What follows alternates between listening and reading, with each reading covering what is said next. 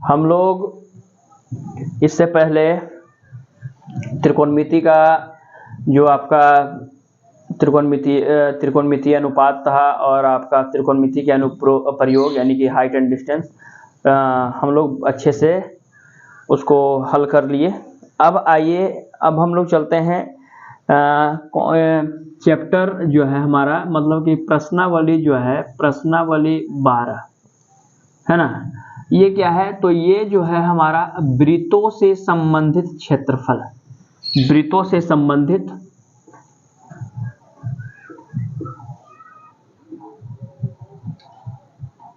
वृत्तों से संबंधित क्षेत्रफल। तो देखिए, आज जो है इस चैप्टर की शुरुआत तो हम लोग नहीं करेंगे, लेकिन इसका जो सारा जो इस चैप्टर में जो फार्मूला है उस फार्मूला, पहले फार्मूले को देखते हैं। देखिए, इसका जो सूत्र है, पहले आज चलिए इसका सूत्र जान लीजिए आप लोग।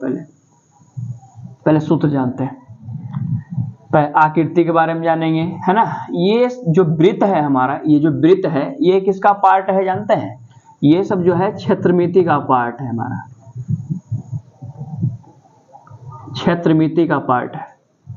क्षेत्रमिति का अगर आप खंड करते हैं, निसंधि विच्छेद करते हैं, तो आप कहते हैं क्या कि क्षेत्र प्लस मिति, क्षेत्र प्लस मिति। क्षेत्र को आप क्या बोल सकते हैं? क्षेत्र को बोल सकते हैं जगह बोल सकते हैं,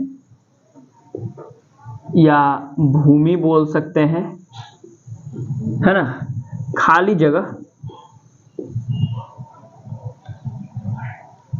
खाली जगह। और मिति का मतलब आप समझ सकते हैं, मिति का मतलब होता है मापना। मिति का मतलब क्या होता है? मापना। तो देखिए, जिसे कहने का मतलब 4 भुजाओं से या 3 भुजाओं से, है ना, घिरी हुई आकृति को मापना। ठीक है, घिरी हुई आकृति को मापना क्या कहलाता है? क्षेत्रमिति कहलाता है। क्षेत्र कह सकते हैं, यानी कहने का मतलब जगह हो गया, भूमि हो गया, या खाली जगह हो गया, उसको मापना क्या कहलाता है? हमारा क्षेत्रमिति कहलाता है। इसको इंग्लिश में बोलते हैं मेंसुरेशन, बोलते हैं मेंसुरेशन।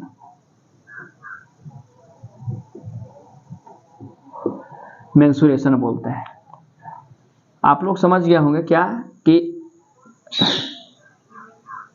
जगह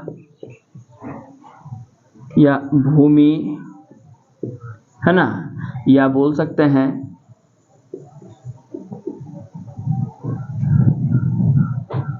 चार भुजाओं, 3 भुजाओं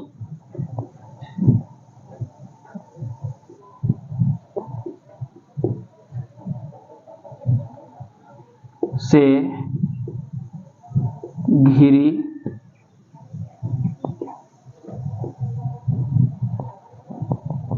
आकृति के बारे में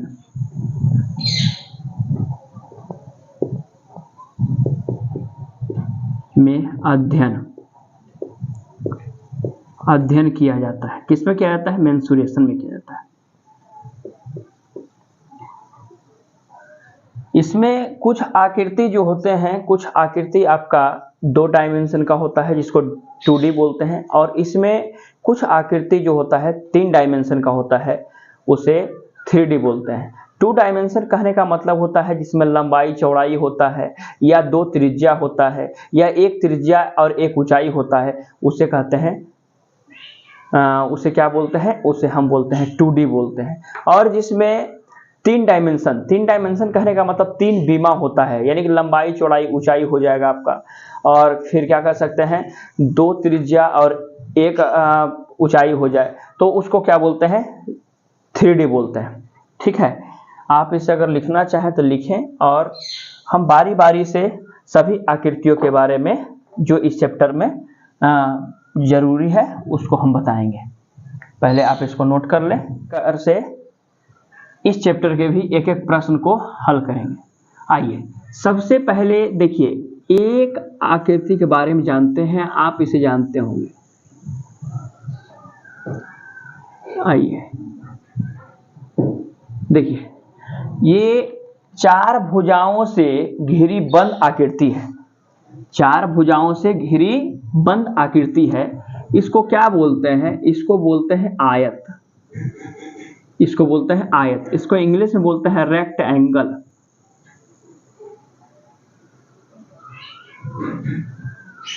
रेक्टेंगल बोलते हैं। अब आइए पहले आयत के बारे में यहां जानिए आप, आयत में होता क्या है? आयत को क्या बोलते हैं? रेक्ट एंगल बोलते हैं, रेक्ट एंगल। चलिए देखिए आयत किसको कहते हैं पहले जान लीजिए। आयत कहते हैं वैसी आकृति, वैसी आकृति जिसके आमने सामने, आमने सामने, या इसको बोल सकते हैं सम्मुख, इसको बोल सकते हैं सम्मुख बोल सकते हैं। आमने सामने की भुजाएं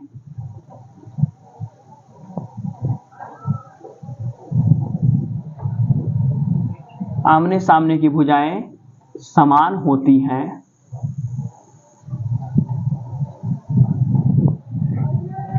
आमने सामने की भुजाएं समान होती हैं तथा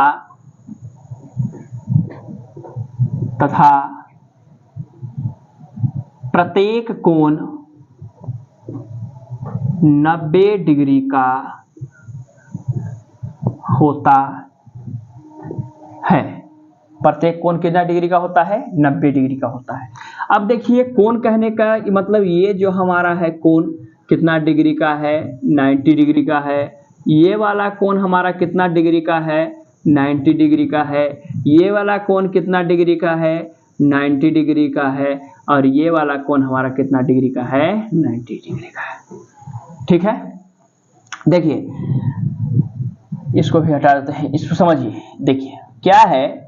वैसी आकृति जिसके आमने सामने की भुजाएं समान होती हैं तथा प्रत्येक कोण 90 डिग्री का होता है, उसे क्या कहते हैं? आयत कहते हैं। आमने सामने की कहने का मतलब क्या है कि अगर इसको हम क्या बोलते हैं? लंबाई बोलते हैं। इसको क्या बोल रहे हैं? अगर हम इसको लंबाई बोल रहे हैं, लंबाई को एल से सूचित किया जाता है। क्यों? क्योंकि इसका इंग्लिश में होता है लेंथ, लेंथ, लेंथ को एल से लिखा जाता है। ठीक है, और ये जो हमारा है ये क्या है? हमारा चौड़ाई है, चौड़ाई, चौड़ाई को इंग्लिश में बोलते हैं ब्रेथ, इसको बी से सूचित किया जाता है। तो देखिए आमने सामने की कहने का मतलब क्या है? ये अगर हमारा एल है तो इसके सामने ये भी क्या होगा? एल होगा। समझ रहे बात को? अगर ये हमारा क्या है? बी है तो ये भी हमारा क्या हो जाएगा? बी हो जाएगा। यानी कहने का मतलब क्या है? कहने का मतलब हमारा ये है कि आमने सामने की भुजाएं समान होती है, यानी ये हमारा लंबाई है तो ये भी लंबाई है, और ये चौड़ाई है तो ये भी चौड़ाई है। आमने सामने की भुजाएं क्या होती है? आपस में समान होती है, और प्रत्येक कोण कितने डिग्री का होता है? 90 डिग्री का होता है। ठीक, अब देखिए जैसे अब एक बात और समझिएगा, क्या कि आयत में दो विकर्ण होते हैं, आयत में दो विकर्ण होते हैं। ठीक ना, आयत में दो विकर्ण होते हैं। अब पहले देखिए विकर्ण के बारे में जानते हैं। विकर्ण क्या होता है? तो विकर्ण कहने का मतलब होता है यहाँ इस कोने से इस कोने यानी बी से बीडी और ए से एसी, ये क्या है? हमारा विकर्ण होता है।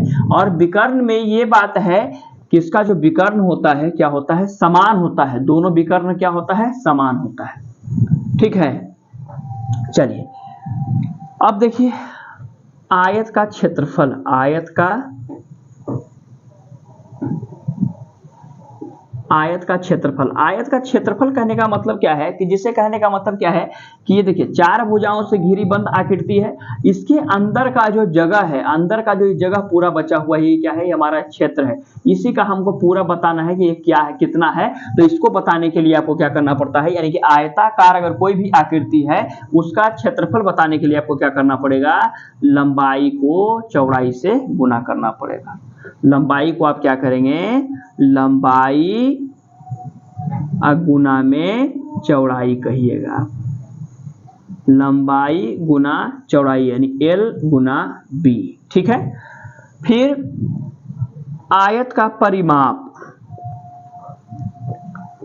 आयत का परिमाप, क्षेत्रफल को इंग्लिश में एरिया बोलते हैं,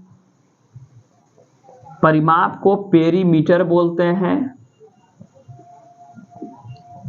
कहीं कहीं परिमाप और कहीं कहीं परिमिति भी लिखिएगा, इसको देखिएगा, परिमिति। पहले समझते हैं परिमाप या परिमिति क्या होता है, समझिए। जिसे कहने का मतलब ये है, परिमाप कहने का मतलब क्या होता है कि जिसे कहने का मतलब अगर A से आप चलना प्रारंभ करते हैं तो A से इसी लाइन को पकड़े पकड़े पकड़े आप कहाँ जाएंगे, B के पास जाएंगे, फिर B से कहाँ जाएंगे, C के पास जाएंगे, और C से कहाँ जाएंगे, D के पास, और D से फिर कहाँ चले आएंगे, A के पास। इसी को क्या कहते हैं, परिमाप कहते हैं। जैसे कहने का मतलब आप जानते होंगे किसी खेत या प्लॉट के बारे में बात कर रहे हैं, तो खेत या प्लॉट का जो होता है बांध, जो होता है चारों बगल से बांधा हुआ, अगर उस बांध पे आप चलना प्रारंभ करते हैं और उसी बांध के चारों ओर चक्कर लगाते हुए फिर वहीं पहुंच जाते हैं, तो उसी को क्या बोलता है, परिमाप बोलते हैं। उसी को क्या बोलते हैं, परिमाप बोलते हैं। तो देखिए आप जिसे कहने का मतलब क्या है कि पहले आप A से B गए, देखिए इसी से देखिए फॉर्मूला निकल जाएगा, A से B गए तो AB हो गया हमारा, फिर B से C गए तो आपका BC हो गया, फिर C से D गए तो CD हो गया, और फिर D से A गए तो आपका क्या हो गया, DA हो गया। अब नाम क्या क्या दिए हैं, तो AB को आप क्या बोले हैं, L बोले हैं, फिर BC को क्या बोले हैं, BC को आप B बोले हैं, फिर CD को आप क्या बोले हैं, L बोले हैं, और फिर DA को क्या बोले हैं, B बोले हैं। तो देखिए तो दो लंबाई हो गया और दो चौड़ाई हो गया। अब दोनों से आप दो कॉमन लेंगे तो क्या हो जाएगा, L प्लस B हो जाएगा। यानी आयत का परिमाप की अगर बात करें तो परिमाप क्या होता है, 2 इंटू L प्लस B, या इसी को हिंदी में अगर आप लिखें तो लिखेंगे क्या, 2 इंटू लंबाई प्लस चौड़ाई। एक फॉर्मूला और इसका जान लीजिए, एक फॉर्मूला आप जान लीजिए, क्या, आयत का विकर्ण बराबर, आयत का विकर्ण, आयत का विकर्ण, विकर्ण को बोलते हैं इंग्लिश में डायगोनल बोलते हैं, डायगोनल बोलते हैं। D से इसको सूचित किया जाता है, तो डायगोनल बराबर होता है, फॉर्मूला होता है अंडर रूट लंबाई का स्क्वायर प्लस चौड़ाई का स्क्वायर। ये आयत के बारे में हो गया, आप इसको नोट कर लीजिए। ध्यान रखना है ये बात को कि विकर्ण जो होता है, विकर्ण की जो लंबाई होता है, विकर्ण की लंबाई, विकर्ण की लंबाई जो होती है आयत में समान होती है, समान होती है, यानी दोनों विकर्ण का लंबाई क्या होगा, विकर्ण की लंबाई क्या होगा, समान होगा, ठीक है। चलिए अब अगली आकृति जो हमारा है क्या है, अगला आकृति हमारा है वर्ग।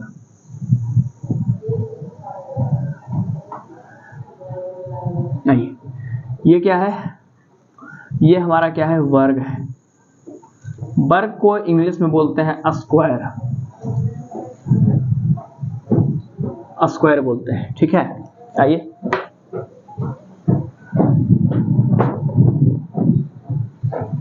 वर्ग को इंग्लिश में क्या बोलते हैं, स्क्वायर बोलते हैं। अब आइए इसका नाम दे दीजिए अब A, B, C और D।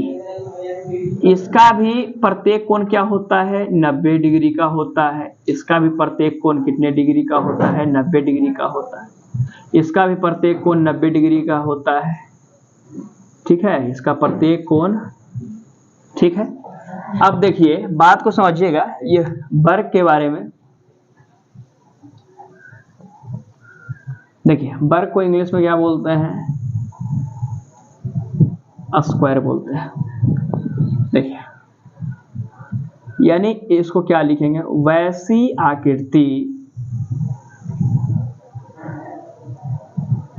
जिसके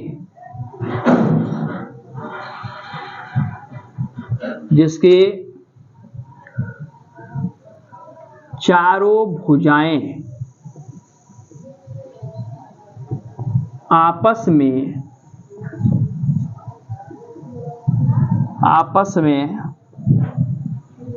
समान होती हैं, है ना। वैसी आकृति जिसकी चारों भुजाएं आपस में क्या होती हैं, समान होती हैं, तथा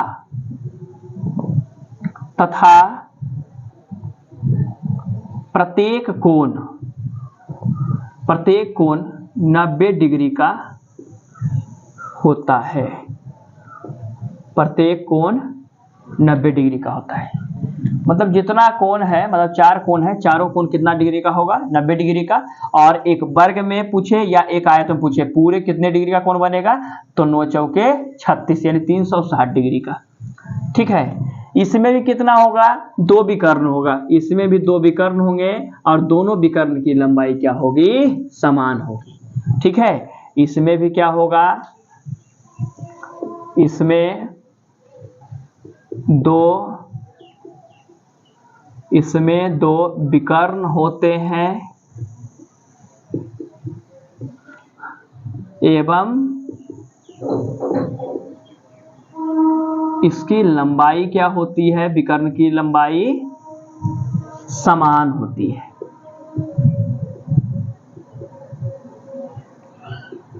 विकर्ण की लंबाई समान होती है। चलिए इसका फार्मूला समझते हैं। तो पहला फार्मूला अगर हम जाने तो क्या, वर्ग का क्षेत्रफल। तो वर्ग का क्षेत्रफल के बारे में देखिए, क्षेत्रफल को अभी आपको बताए थे, इंग्लिश में क्या बोलते हैं, एरिया बोलते हैं, एरिया ऑफ स्क्वायर।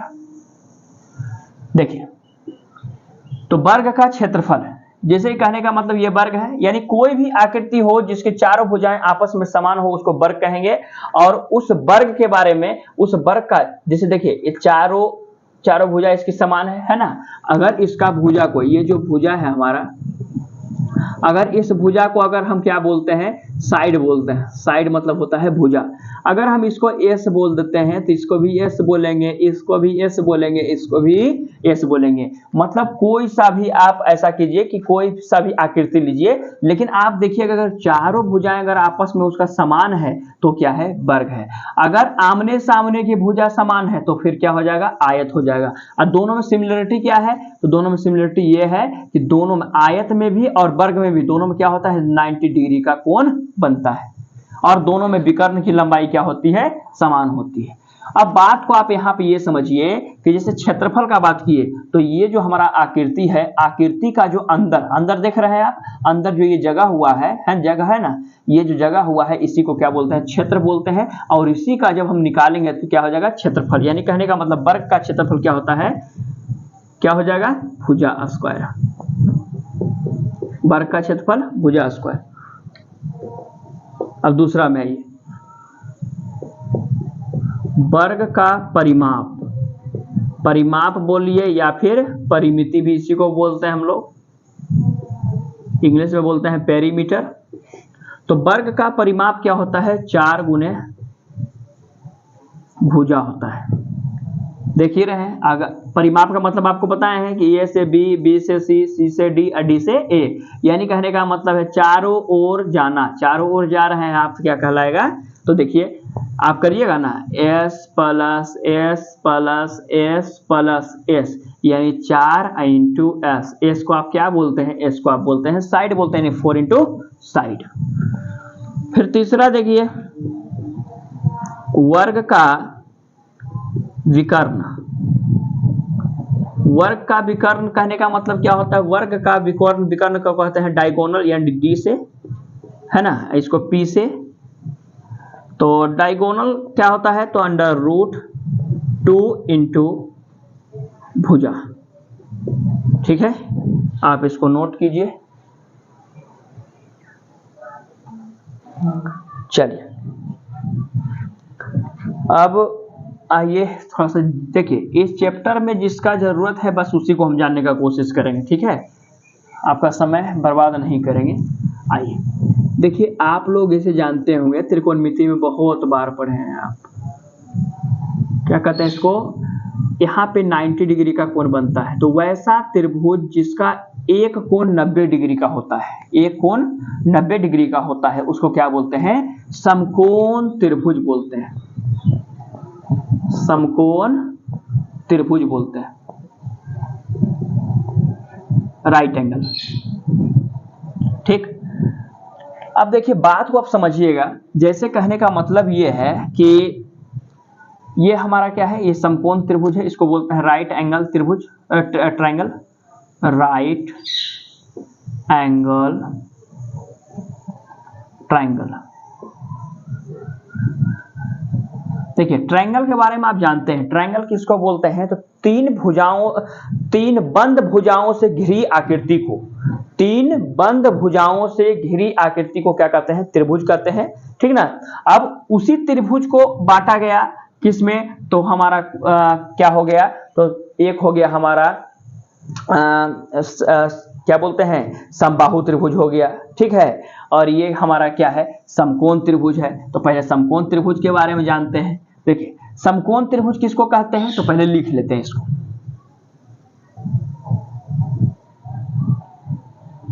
समकोण त्रिभुज, इसको इंग्लिश में लिख दिए हैं राइट एंगल ट्रायंगल।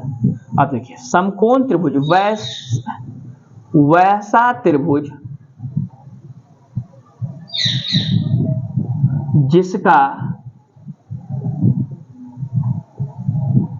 जिसका एक कोण 90 डिग्री का हो, एक कोण 90 डिग्री का हो तथा या और शेष दो कोण न्यून कोण हो, शेष दो कोण न्यून कोण हो, उसको क्या बोलते हैं, उसको समकोण त्रिभुज कहते हैं, उसे समकोण त्रिभुज कहते हैं, समकोण त्रिभुज कहते हैं। तो बस समकोण त्रिभुज में आपको ये चीज जानना है, आपको ज्यादा इसमें कुछ नहीं जानना। आपको तो पता ही है समकोण के सामने एक कर्ण होता है, ये तो पता ही है। आपको क्या बोलता है, त्रिकोणमिति में सारा बात बताती है। बस आपको इसमें यह ध्यान रखना है कि समकोण त्रिभुज का क्षेत्रफल बराबर क्या होता है, 1/2 इंटू आधार 1/2 गुने आधार गुने ऊंचाई, ऊंचाई भी बोलते हैं इसको, या फिर इसको शीर्षलंब भी बोलते हैं। ठीक है, तो यानी इसको आप बोल सकते हैं 1/2 इंटू बी गुने एच, यानी बेस इंटू हाइट। बी का मतलब क्या होता है, बेस होता है, और एच का मतलब क्या होता है, हाइट होता है। बस आपको इस चीज को ध्यान रखना है, आप इसको लिख लीजिए। अगले में चलेंगे समबाहु त्रिभुज में। देखिए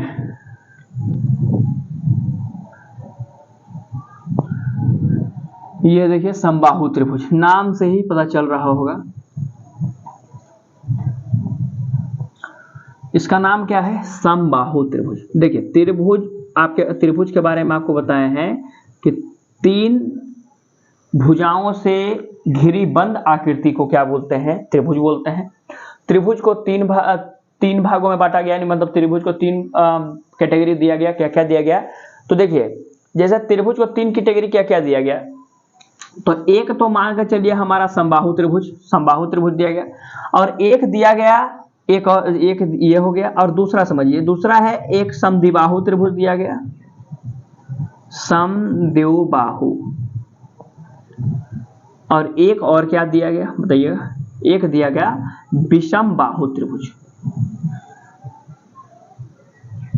विषम बाहु त्रिभुज। देखिए नाम से ही पता चल रहा है, नाम से क्या पता चल रहा है, देखिएगा अगर आप इसको तोड़ें तो आप कह सकते हैं क्या, समजोड़ बाहु। सम मतलब क्या होता है, सम का मतलब होता है बराबर, सम का मतलब होता है बराबर या समान, बराबर या समान कह सकते हैं। बाहु का मतलब होता है भुजा, बाहु का मतलब क्या होता है, भुजा।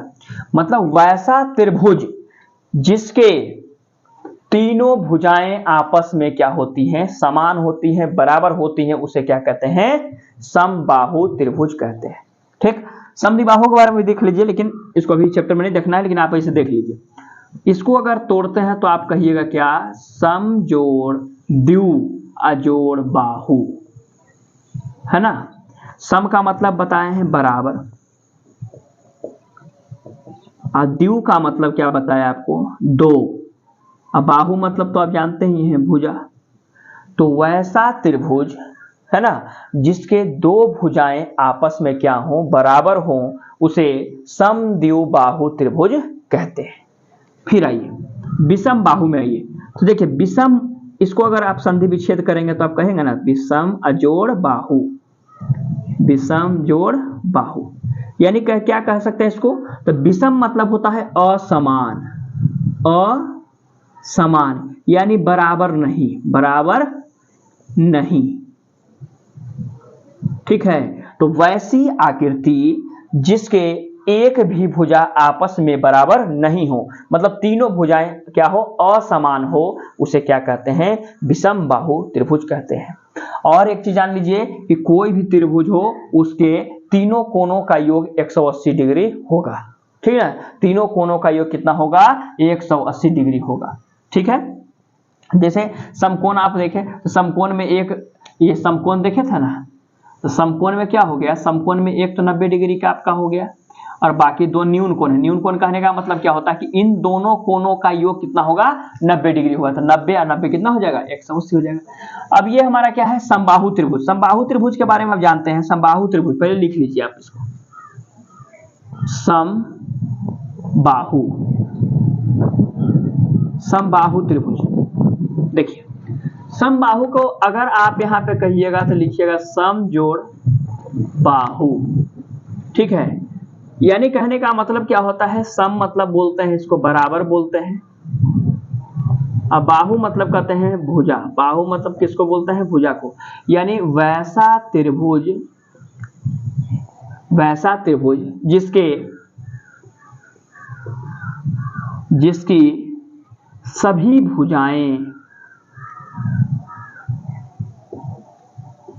भुजाएं आपस में समान होती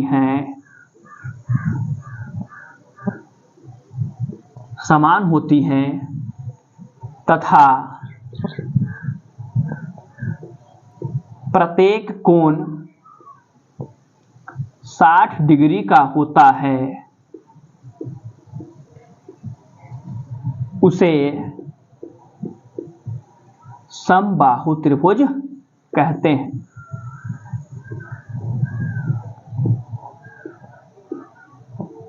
समबाहु त्रिभुज कहते हैं।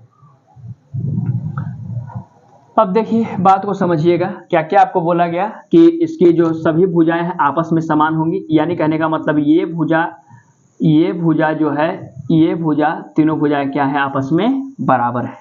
तीनों भुजा आपस में क्या है, बराबर है। ठीक है, प्रत्येक कोण कितना डिग्री का है जी, 60 डिग्री का। प्रत्येक कोण कितना डिग्री का होगा, 60 डिग्री का होगा। ठीक है, चलिए अब देखिए, अगर आप इस भुजा को ए बोलेंगे तो इसको भी ए बोलेंगे, इसको भी क्या बोलेंगे, ए बोलेंगे। समबाहु त्रिभुज का क्षेत्रफल क्या होता है, समबाहु त्रिभुज का क्षेत्रफल होता है √3/4 इंटू भुजा का स्क्वायर।